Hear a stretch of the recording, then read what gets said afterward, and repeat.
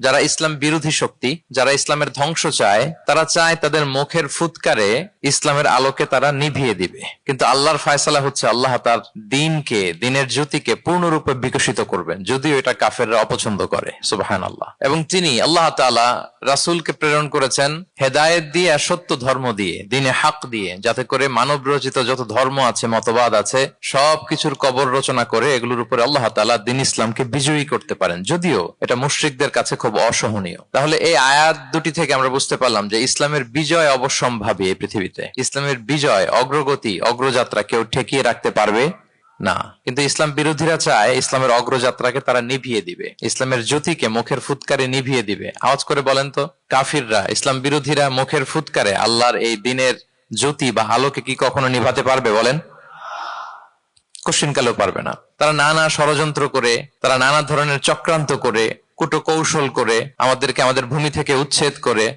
আমাদের ভূখণ্ডে বোমা নিক্ষেপ করে, নানা ধরনের ষড়যন্ত্রের ছক এঁকে আমাদের নওজওয়ানদেরকে শহীদ করে, গ্লোবাল সমুদ ফ্লোটিলার মতো নৌবহরকে আটকে দিয়ে ওরা ভাবে যে ওরা ইসলামের বিজয়কে ঠেকায় ফেলবে। আসলে কি পারবে? না। আল্লাহ বলেন, আমি ইসলামের জ্যোতিকে পূর্ণরূপে বিকশিত করবো। আল্লাহু আকবার।